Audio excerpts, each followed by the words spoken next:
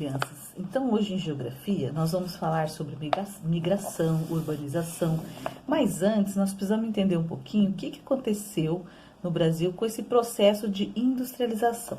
Então, lá na página 62 do nosso livro, ele fala sobre o que é essa industrialização, quais os problemas ambientais que nós tivemos, né? A partir de quando que tudo isso aconteceu. Então, olha só. A industrialização, ela caracteriza-se pela ampliação de diversos tipos de indústrias, né? Com maior produção de mercadorias, capacidade de gerar, distribuir energia elétrica, pela estruturação de uma rede de comunicação, de transporte. Então, todo esse processo provocou grande modificação no território brasileiro, né? Tanto nas paisagens do local onde as fábricas são instaladas e também as paisagens locais distantes. Isso ocorre pela necessidade de instalar usinas de energia, abastecer as indústrias, explorar minérios, matérias-primas, construir ferrovias, rodovias, escoamento e abastecimento, e outras, né? Com a industrialização, a maior oferta de mercadorias e serviços, empregos, sobretudo nas cidades, que passam até então a atrair muitas pessoas. Então, esse processo de industrialização vai influenciar nos empregos, tá?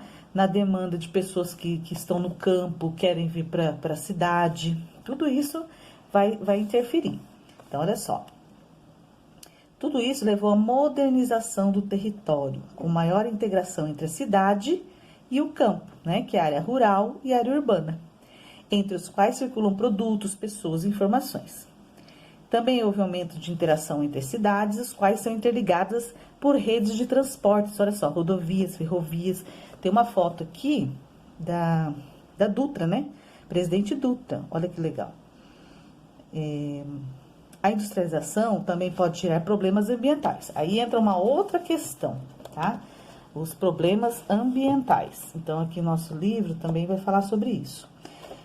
Por quê? Porque com maior exploração de recursos naturais, pode haver escassez de alguns recursos. Então, poluição de águas, poluição do ar, gerando lixo, né? A fim de evitar esses problemas para a instalação de indústria, é necessário um planejamento que avalie os impactos ambientais e considere ações para diminuí-los ou evitá-los.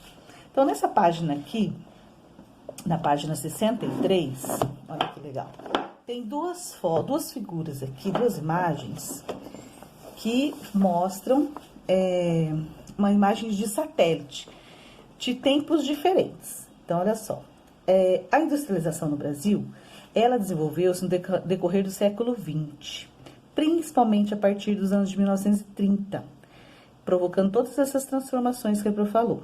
Então, nessas imagens, tá vendo? É a mesma imagem. Só que aqui é de 1954 e aqui é de 2014. Muito bem, olha como que a tecnologia mudou até na imagem, né? Olha a diferença aqui dessas áreas que não tem nada e olha o que aconteceu aqui. Então, vocês vão olhar, observar para responder as perguntinhas aí de baixo, tá? Você identifica elementos da paisagem de 1954 que tenham permanecido em 2014? Então, aqui, o que permaneceu? O que ficou? Quais diferenças você percebe entre as paisagens retratadas? Então, o que tem de diferente aí? Sua opinião, as alterações apontadas na questão anterior podem estar relacionadas aos processos de industrialização do Brasil? Explique sua resposta. Então, a primeira coisa que nós vamos compreender aqui é sobre esse processo de industrialização, tá? Bom, aí eu quero que vocês mudem lá para a página 80. A página 80 está falando sobre a urbanização, tá? Apresentou aqui um gráfico sobre a população urbana e rural de 1940 a 2013, tá? Então, aí mostra aqui na legenda, porque a legenda é o que vai apresentar para você o que está sendo representado. Então, a parte lilás aqui, ó, é a população rural. E a parte amarela é a urbana. Olha a diferença dos gráficos conforme vão passando os anos, ó. 1940, 1970, 2000. Olha a diferença aqui de 2000 para 1940. A população rural. né? Então, tem alguma relação com aquela parte da industrialização? Vamos lá. Então, aqui, o que os gráficos representam, né? Como que chama esse sinalzinho que tem aqui? Então, aí tem uma definição aqui do IBGE, tá mostrando para vocês essa porcentagem, essas porcentagens, né? Então, você vai dizer o que está querendo representar, tá? No período de 1940 a 2013, quais mudanças registradas nos gráficos, né? Diminuiu, aumentou, quem que aumentou, o que que diminuiu, você vai escrever aí. Em sua opinião, quais são os possíveis motivos dessas mudanças? Aí embaixo tem um texto, tá? Que vai falar assim: analisando os gráficos, é possível perceber que, em 1940, a maior parte da população brasileira era rural, certo? Então, a população urbana já era predominante depois. Essa distribuição é o resultado de um processo de urbanização, tá? Essa mudança aqui.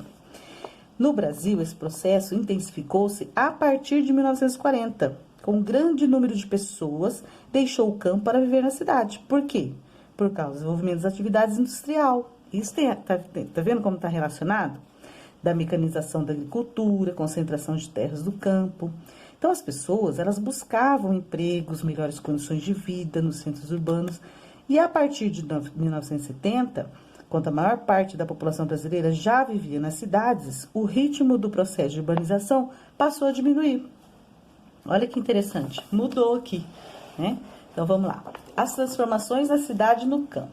Por que eu tenho que entender isso? Porque vocês vão ver aqui, muita coisa vai acontecer devido a tudo isso, ó. A urbanização é o processo caracterizado pelo aumento da população urbana em um ritmo maior do que o da população rural. E pelas transformações da paisagem, o modo de vida. Então, você vai observar aqui nas fotos, ó. Quais modificações é possível perceber nas paisagens mostradas nas fotografias? Então, olha só, modificou? Modificou. O que aconteceu na paisagem aí, tá? Então, o que eles estão fazendo aqui, ó? Essas divisões, o que é isso? O que significa tudo isso aqui? Tá? Na sua opinião, essas modificações estão ligadas ao processo de urbanização? Quais são os impactos dessas modificações no dia a dia das pessoas que vivem nesses espaços, né? Então, tem coisas positivas, tem coisas negativas, né? Isso tudo aqui, ó, isso aqui ajuda a circulação das pessoas, né? Ter energia elétrica facilita. Então, aí você vai pensar nos impactos positivos e negativos, né? E com o meio ambiente, o que acontece com eles, tá bom? Então, olha só, quando nós falamos que as pessoas começam a ir para as cidades, né? Começa a mudar, muitas coisas mudam. Então, olha só, com o número maior de pessoas vivendo nas cidades, a paisagem sofre mudanças com a construção de mais moradias, prédios, indústrias, né, hospitais. A vida das pessoas mudam, as atividades, além de consumir mais produtos industrializados. Esse processo de urbanização acarreta transformações, tanto nas paisagens rurais, com modo de vida, né, e aumentando essa interdependência entre o campo e a cidade, como maior circulação de mercadorias, pessoas e informações. Nesse processo de modificação no campo, pequenas propriedades vão sendo adquiridas por grandes e médios proprietários. O que acontece? Começa a diminuir o serviço, né? Eles usam mais máquinas, sistemas de telefonia, energia elétrica, novas estradas.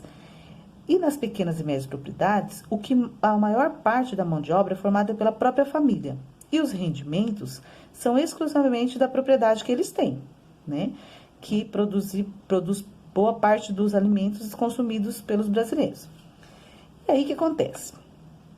Se por um lado as cidades passaram a assinar com maior obra, maior oferta de empregos e com possibilidade de uma vida melhor, com infraestrutura mais adequada, em alguns casos comunicação, transporte, saneamento, por outro lado, no campo havia cada vez menos trabalho, devido à mecanização, à concentração da propriedade rural nas mãos de poucas pessoas. Esses fatores provocaram um movimento de migração. Olha, isso aqui a professora quer que vocês prestem bastante atenção. Esse processo de sair do campo e ir para a cidade, Ó, é considerado um movimento de migração, com deslocamento de grande número de pessoas do campo para a cidade. Sabe como é que chamou essa migração?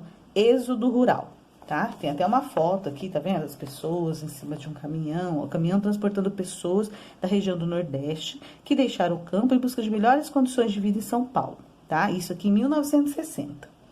Então, atualmente, apesar da diminuição da migração do campo para a cidade, muitos habitantes do espaço rural ainda migram para o espaço urbano, em busca de melhores oportunidades. Será que todo mundo consegue? O que será que acontece? No entanto, desde os anos de 1970 e 1980, a oferta de vagas para atividades que exigiam pouca qualificação tinha sido menor que o número de trabalhadores em busca de emprego nas cidades. Por quê?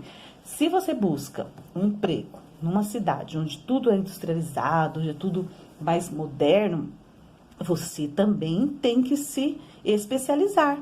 Senão você não consegue mais, porque não tem aqueles empregos que não exigem muito conhecimento das pessoas. Aí as pessoas têm que estudar, têm que buscar qualificação profissional para ter um bom emprego e renda para conseguir sobreviver aqui, né? Essas atividades, o migrante vindo do campo poderia exercer, né? No caso daqueles empregos. Essa situação contribuiu para o aumento de subemprego e do desemprego nos espaços urbanos, né? Porque quanto maior, mais gente, mais exigência, mais qualificação, né? Aqui tem uma obra muito legal, essa pintura aqui, Os Retirantes, tá? Essa pintura aqui de Guanais Neto, de 1982. Olha só. Retirante é uma pessoa que sai do seu lugar de origem em direção a outro que ofereça melhores condições de vida. Então, vocês vão analisar essa figura, essa imagem, né, desse quadro, e vocês vão responder. O que você observa na pintura acima? E sua opinião? Essa pintura demonstra que as pessoas são retirantes? Vamos trocar uma ideia aqui, ó. Será que havia moradia, escola, atendimento médico, hospitalar para todas as famílias que migraram para as cidades? Quais eram as dificuldades das pessoas ao chegar na cidade? Olha, isso é uma questão muito séria, tá bom? Então, vocês vão pensar e vão responder, tá? Vamos lá. Pro deixar essa última parte aqui, que na verdade é na página 82, que vai falar sobre uma coisa muito legal, que é o grafite, né? Nós estamos acostumados a falar pichador. Não, grafite é diferente. Olha só. O grafite é uma expressão artística que nasceu e é praticada nas cidades. Suas temáticas, porém, não se restringem ao espaço urbano. O projeto Conexão Rural, desenvolvido em algumas escolas da rede pública do estado de São Paulo, utiliza o grafite para trabalhar com os alunos a importância do campo para a produção dos alimentos consumidos na cidade. Olha que joia! Os alunos participam de aulas que abordam as relações entre campo e cidade e a dependência alimentar do espaço urbano com o rural. Depois aprendem sobre a história do grafite e suas técnicas com os grafiteiros profissionais. Por fim, expressam o que aprendem nos muros da escola. Olha, muito interessante. Está acontecendo uma arte na nossa escola. As nossas paredes estão sendo pintadas por artistas, tá bom? Então, a Pro deixou isso aqui bem interessante para a gente pensar e responder. Qual a importância do grafite em uma ação como o projeto Conexão Rural?